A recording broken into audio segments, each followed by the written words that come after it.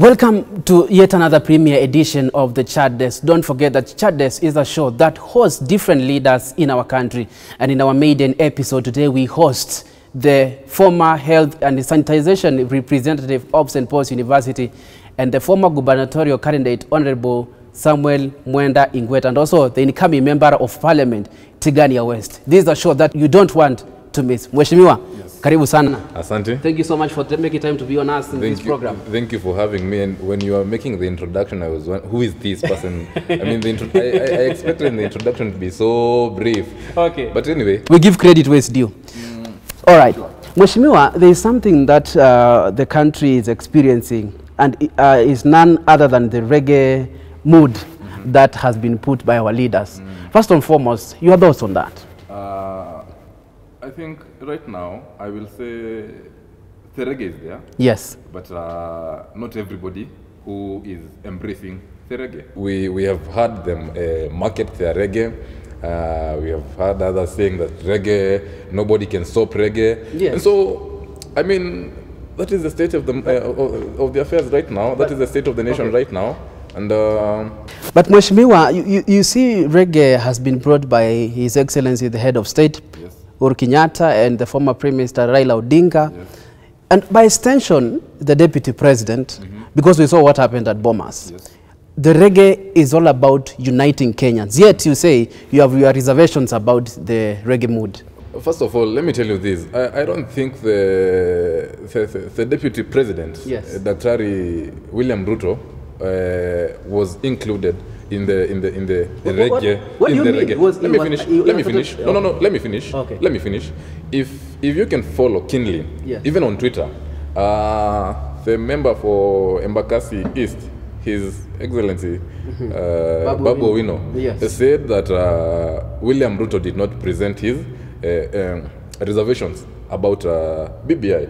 So it is crystal clear that this is it's a two-horse document. It's a two-horse reggae. Are we together? Okay. So for me, and I can even remember, I can attest this.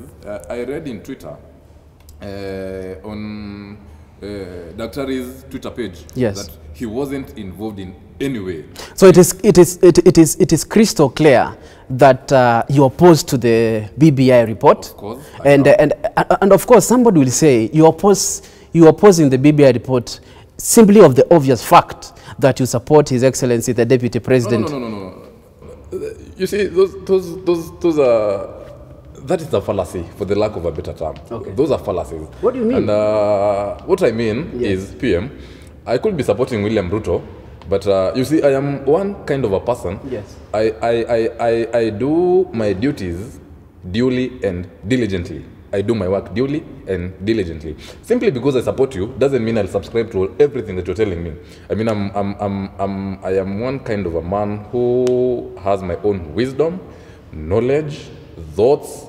So I am not opposing BBI simply because I am a supporter of His Excellency Dr. William Ruto. And apart from that, Okay. All right. I think that's fair enough. But you see, the reason why I'm asking this is because the people are presumed to support the Deputy President have all along opposed the BBI report since it was first mentioned to Kenyans back then after the mighty handshake. So person will say the BBI report came and disrupted the Ruto's ambition to the presidency. That's why he said at the Bomas that yes, we have a report, but yet we need to have more robust conversation about the BBI because it is not addressing the problems of the Kenyans. You see, there's one thing you've said, that people who are thought of being in support of William Ruto are opposing the BBI. Yes, but that's a fact. It's not a fact. Ledama Olekina is not in support of BBI. If you check right now, Ledama Olekina, on his Twitter page, he has time and again gone to an extent of actually diminishing BBI, showing us all the negativities about BBI, and mind you, he's not supporting William Samoei Ruto. The conversation that I want us to have here is the BBI is not about one thing. Exactly. There are so many things contained in the BBI report. There is increase of allocation from the counties from 15 to 35. Sure. There is some young people have that tax waive, relief. The people in the who have borrowed loans, they have 4 years to settle their loans. And there are so many good things about it. So when we have a tip of the eye, that sounds that it comes to the detriment of Kenyans, it doesn't make the BBI report a bad thing. I mean, even the deputy president said, yes, we have a report, but let us go back again and discuss about it. You see, Peter, this is where we must have an honest conversation. Yes. For heaven's sake. You see, everything that has been written down in that report, those are things that can be achieved through the Act of Parliament, as we talk right now. Because, you see, it will only take a cabinet secretary for education 2 minutes to go and give orders. I mean, you're the CS. I am giving these directives to the Higher Education Loans Board that as from today, 30th of October 2020, help repayment from help beneficiaries will be paid after a period of 4 years when one has graduated. We don't have to go through referendum so that you can give an allowance of repaying back help. Those are things that can be achieved through the Act of Parliament.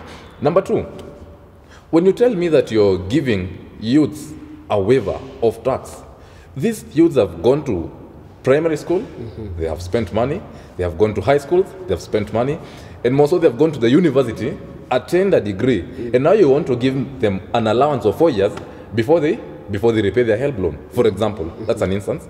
Or even before, or you give them a relief of tax for 7 years. Yes. That is a very clear way of telling them, continue tamarking for the next 7 years. You see, before you give someone a tax waiver, ensure that that person has employment. But that is employment is the reason why. Because the reason let why, me finish. Okay. Just let me finish. You see, when you get help, you're supposed to repay it. Yeah. Today, if you graduated, you graduated, Yes. and you're cleared and you've graduated, trust you me, the Higher Education Loans Board committee will start running after you. They won't care. They won't care whether you're working, whether you're earning, where you live. They will not care. So, you see, this is a load. We are getting loaded on top of other loads by this government. Because for me, I don't think whether there is anything really genuine there in the BBI that should make us go the way the former Prime Minister and the President wants to take us. I think, okay, first of all, we'll just say that those are purely your personal thoughts. And let's go back to one of the things that is included in the BBI, the expansion of the executive. Yet you say we don't have to go for a referendum, but the Constitution says that it abolished the position of a Prime Minister. Now, the BBI is proposing for the expansion of executive, whereby we have a president and deputy president and a prime minister and 2 other prime ministers, which will, in some way, according to people's opinion, that will curb the winner-take-all situation, where the runners-up will become the official member of the opposition. So there will be some sort of inclusivity. Remember, in a democratic situation, I think it's Francis Atwoli who said that we can't have all people in the board. There are some people who have to be, working in separate ways. But in the bigger picture, if that we implement, we'll have an inclusivity at 80%, and we have to go for a referendum, Mheshimiwa. You see, one thing I will tell you, Peter, today, Yes. I will never take Atwoli seriously. Yes. That guy is he's a goon. I'm sorry to say this, but I'll never take Atwoli seriously, because every statement, each and every utterances made by Atwoli are directed to specific people.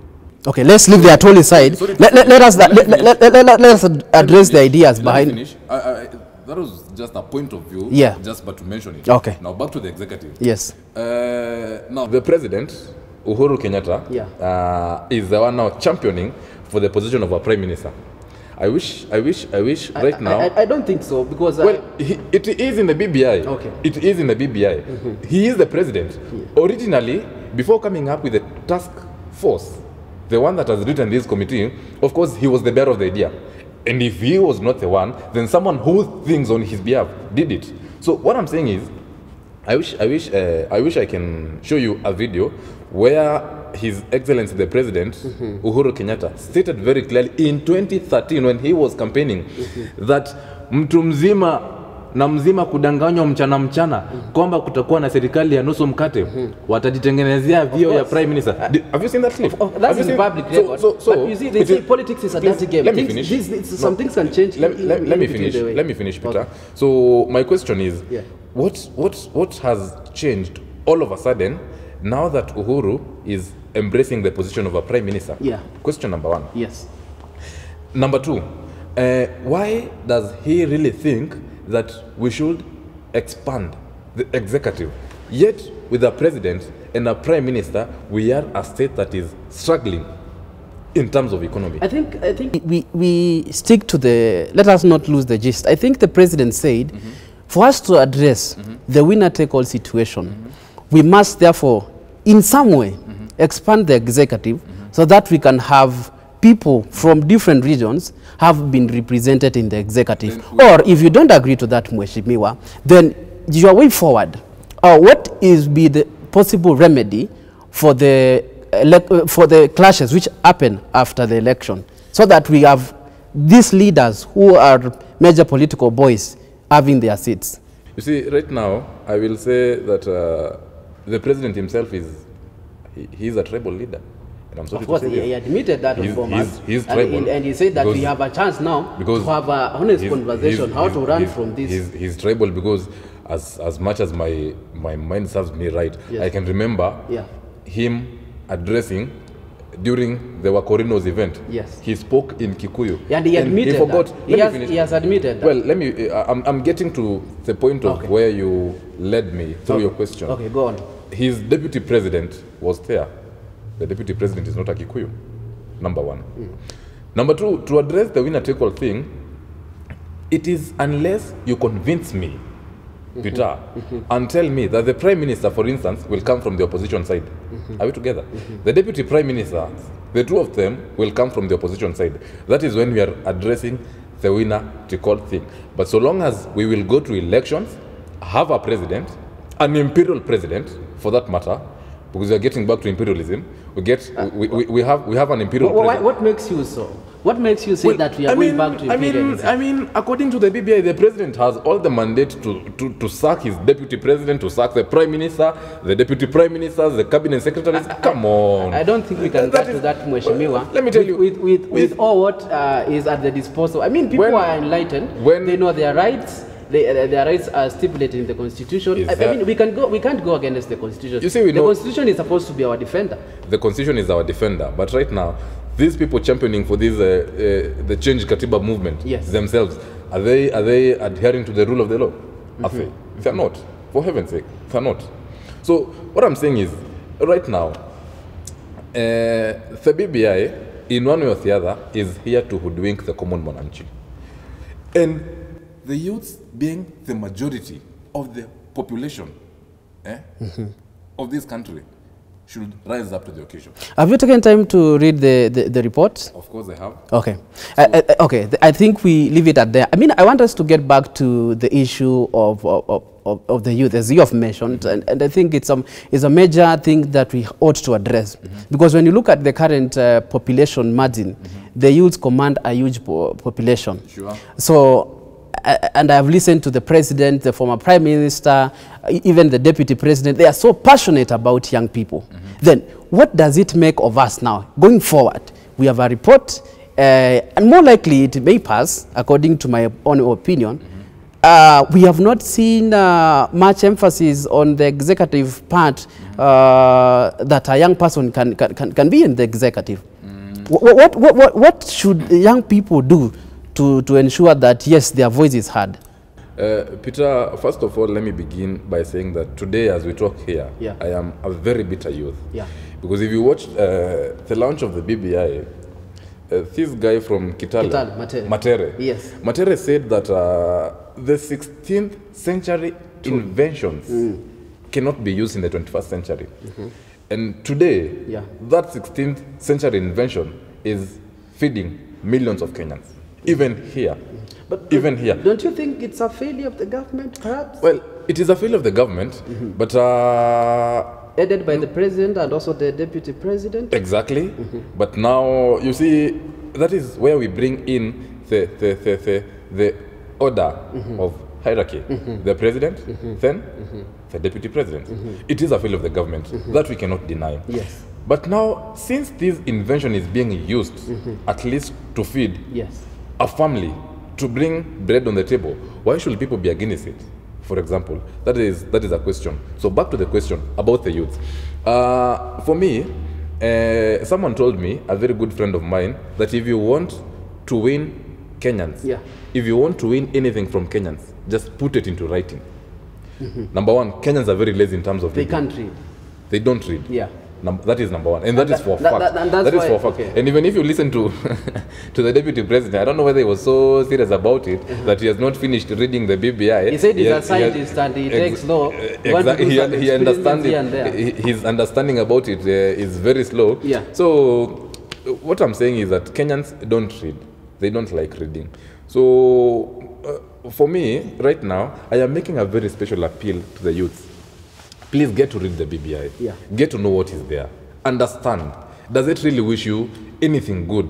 Look at your future. Don't just look here beyond your nose, because you will get children who will also get children, and the lineage continues. Yes. So today, if I ask you a very simple question, Peter, we are the youth. We want to expand our government. Are you together? You see how our economy is in crisis. Okay. Eh? But people, will we really be able to sustain it? A person will argue that, like for example, it's obvious that 2017, we went back to a repeat election which spent some billions of money. Yes. And I've heard the deputy president said we cannot implement the building of the stadium because we went back to a repeat election. If, for example, that election was announced a winner and then the other side was also given an opportunity, chances are we may not have gone back to the repeat election. And I think this is what the president and the former prime minister, and also by extension now the deputy president, they are working on, so that in 2022, after the election, we will not have some of these clashes which downgrade the economy of our country, which subvert the dignity of our leaders, and which put the country in a very bad and somber mood. You see, PM, for one simple reason, if really these people mean about doing away with tribal bigotry, for that matter, the president himself, His Excellency Uhuru Muigai Kenyatta, would not have seen the Kisii beat in Matiang'i just the other day when he was in Kisii Stadium launching the BBI. I think he said just but an example. No. That cannot be an example. I mean, you are a national leader who is a symbol of national unity. And in your report, your first argument is that you are here trying to unite Kenyans to fight against tribal bigotry. And then, as if that is not enough, you incite residents in Kisii that, are you going to allow your son to continue being insulted in the public domain? Which should be very clear.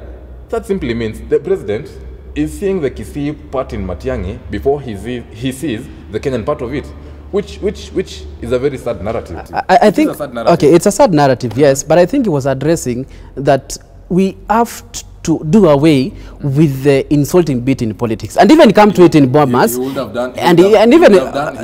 Let me finish. And even he came to Boma and said that we all pretend to be national leaders.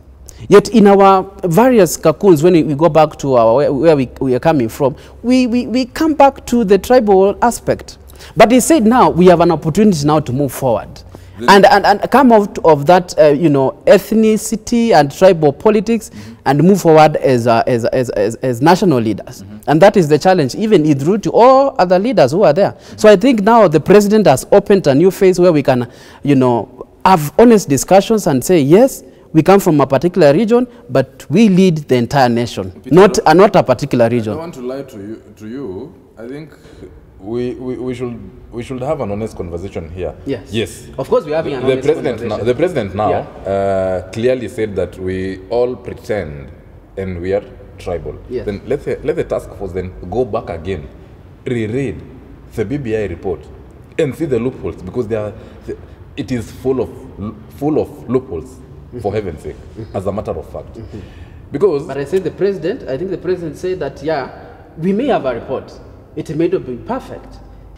he said that even, I think he was attributing to the deputy president. Some people have said this and others, and also Musalia, because they said that some things I want us to discuss in a few, that yes, some people may not agree, but we want to have these conversations. Let us not talk to each other, all right? At each other, let us talk to each other, okay? So I think that is what the president said. Now, moving forward, we have an opportunity to read and critique and then move forward as a nation. Well, if then that is the case, yes, I will be of no opposition. Fair enough. Another thing as we wind up, Mheshimiwa, the report has proposed the creation of a judiciary ombudsman, in which, in many people's opinion, think is actually a derogation of the country's politics. People are going back to where we are coming from, you know, saying that judiciary ought to act independently, but now the BBI, which is so true, of course, and the BBI is proposing the creation of a judiciary ombudsman. Your thoughts on that? My thoughts is that Peter, yeah, you will never marry a second wife and fail to command her. What I mean is that when this ombudsman come, yes, this particular person, whether it's a he or a she, will act as a state machinery. Simply meaning that the people of this great nation, Kenya, yes, will never be served with justice. Why? Because anytime this ombudsman identifies a loophole in the government, he or she will be silenced. At the end of the day, you're an executive appointee, my friend. You've been appointed by the president. You've been appointed by the prime minister. You've been appointed by the executive. So you have no power or moral authority whatsoever to go against the government. But the Constitution look at what happened. The Constitution protects, it's okay. Yes. But remember, this is an executive appointee. You're not elected there. Okay. You've been appointed. Okay. Let me give you a simple example. Look at the former cabinet secretary for agriculture. This guy from Laikipia. Mongi Kiunjuri. Yes. Of course, you know what happened to him, don't you? No, we don't want to go there because. Well, I'm just trying to show you the irrelevance of having an ombudsman in judiciary. The judiciary is an arm of government that should be very, very independent. But you see, it is an arm of government that should be put aside, that should be given its freedom to exercise their rights as an arm of government, to execute their duties with the mandate given to them by the Kenyan Constitution, without getting any interference from any other arm of the government. Okay. You see, the reason why I'm saying this is when you look at the executive, yes, it is being oversight by the National Assembly. Yes. The counties are being oversight by the Senate. Yes. The judiciary is only the arm of government which doesn't have an oversight. See, so I think, do you think it's fair enough? It is very fair. You see, the executive and the county government, for example, they have a link. You see, the county government is a small government under the national government. They have a link. Are we together? That is why they are working together, because it is a chain of leaders from the highest in position to the smallest. But remember, the judiciary, go check from the Constitution. The judiciary is the only arm of government that should be put aside to execute its mandate independently, without any interference or oversight. Are we together?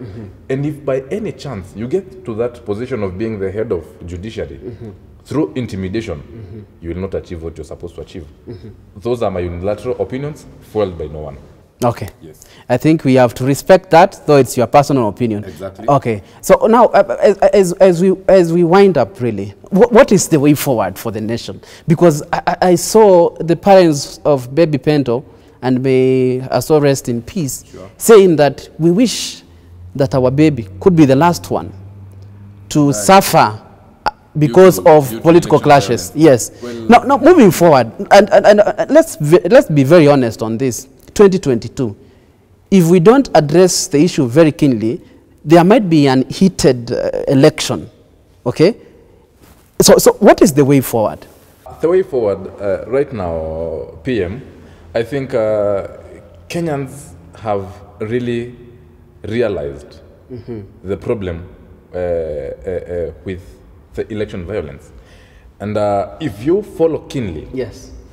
election violence in Kenya, any day, any time, I will say this, even in the public domain, they have always been fueled by our leaders. Exactly. And right now, 2022 is approaching. And of course, we have all of us witnessed at one time or another that this has been a political alignment of who will bring majority of the ethnic groups together. So I think the way forward right now, if we got another better candidate, what do you mean? What do you mean better candidate? Well, you see, everybody, so long as you have the qualifications, you can run for presidency. And you will allow me tell you that nobody has a monopoly of candidacy. By so saying, is that everybody is entitled to contest for the position of a president. So I'm not saying that those that have declared their ambitions are not good candidates, but I'm saying if we got an aspirant from the smallest of the tribal groups in Kenya, of course a focused person, someone with the interest of the people at heart, are we together?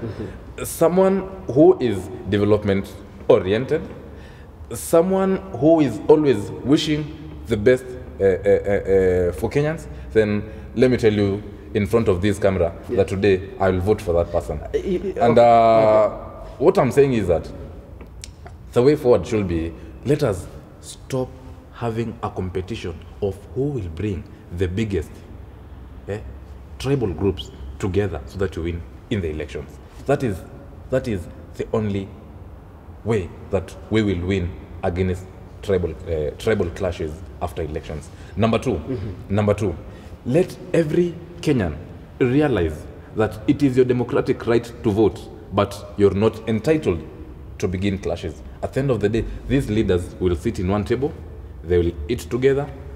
Are we together? Yeah, they laugh together, just like you saw the other day in Bomas. Yeah. So I mean, it is the high time that we rise up from that mentality of having a particular political leader thinking on our behalf, and know that I am here, I am living my life. Okay. At the end of the day, I am living my life. Exactly. I have duties to accomplish. I have a mission to accomplish. I have things that I must attend to at the end of the day.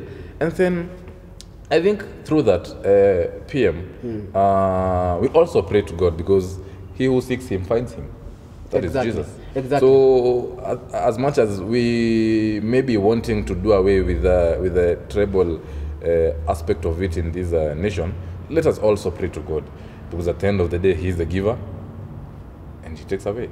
He takes away. So Definitely. So you're saying, as we finish, Mheshimiwa, that there will be one day that the people called, the country called Kenya rather, will speak the language of I'm coming from Kenya, not I'm coming from the Luo region, from the Kamba region, the Kikuyu region, as it is in Tanzania. Exactly. That is what I am talking about. Yes. That the living God who gave us this beautiful nation will ensure that one day, Peter, when you get introduced in people, no one will ever mention that you come from the Kamba land. Okay. That one day, when I'll stand in front of people to talk, I will never mention that I am a Meru, but the Kenyan bit of it should come first. Exactly. As you finish, Mheshimiwa, you find your preferred candidate in 2022. I am not on anyone's side right now. But you see, you have openly said that you prefer someone over the other. No, I haven't said that. And if I said that, then perhaps it could be somewhere else. Okay. Maybe in my church, they are contesting for those positions, the chairperson, the vice chair. But 2022 is quite far. Okay. I don't want really to. I don't want to dwell on 2022 because wakati huu ni wakati wa kazi. Ni wakati wa kazi. Na hii serikali ambayo inaongoza ni serikali ya Jubilee. Okay. Kwa hivyo let us give them fair time to deliver to Kenyans, if at all they believe they will, for the remaining time. Okay. Because if I touch on the bit of who I am supporting and who I am not, then I think we'll be losing direction. I think you're not loyal, Mheshimiwa. Well, then if that is what you call loyalty, I'd rather be not loyal. You'd rather be not loyal. And so long as as much as I can remember, yes. I never saw the meaning of loyalty being defined the way you want to take me in the dictionary. I didn't see that. So, okay. Let me say, let us wait and see. Let's wait and see who has a sober manifesto. Are we together? Yeah. Who really wishes the youth? He said the president the good wished that we could be in a contest whereby we are competing about the ideas. Exactly. Not I am from this region. That is what I said before we go to this point, that it is the high time that Kenyans realize and stop supporting people who are at the verge of bringing together the biggest tribal groups. That is what I said. What a show. So, in very few words, PM. That's your camera, Mheshimiwa. Yeah. I want you to talk to the people of Tigania West, and I want you to talk to the Kenyans and the youth at large. That's your camera. I'll begin with Kenyans because I'm a Kenyan. Yes. I'm a very patriotic citizen. Yes. Jameni, wa Kenya wenzangu. Let us not be divided on this tribal basis. Let us just be sober and fair enough to make decisions which we will not regret in the near future, because I believe the future of this nation lies in the palms of our hands. That is my belief. So tuendelee kujitegemea, tujenge uchumi, hata kama unabomolewa na wengine tukiujenga, tujenge uchumi, tujenge taifa letu, na at the end of the day, remember that when it comes to you going back, you will not go home to Raila Odinga's place, you will not go back to Uhuru Kenyatta's place, you will not go back to William Ruto's place, you will not go back to Mwenda Igweta's place. You will go to your own house, and your children and your wife or husband or rather, they will be waiting for you to see what has been brought on the table. So I think Kenyans, we just keep the grip, we keep grinding, because I know Kenyans are hardworking. Let us not lose a gazelle because of a dashing squirrel. Wow. Mheshimiwa, yes. What a good ending point. Thank you so much for your time. Thank you also for having me. Okay. And all the best in your future. Then to remind my people from where I come, okay. The Meru County, yes. I'll be contesting for the position of the Member of Parliament, yes. come 2022 in a very good constituency known as Tigania West. That is my home, na kama tulivyosema tangu wakati ule niliingia siasa ni haki, usawa na uwazi. Because I believe the narrative has not changed. It's wow. the same time and again. Ni haki, usawa na uwazi. Haki, usawa na uwazi. Exactly. Thank you so much, Mheshimiwa. Thank you, PM, for having me. It was a nice show. Good luck in your endeavors. Thank you. What a cracker, what a show here on the chat desk. That has been Honorable Mwenda Igweta. And I told you, this man, he says it like he just sees it. The decision lies in your hand. And I take this opportunity to tell you that we as the young people, we have all what it takes.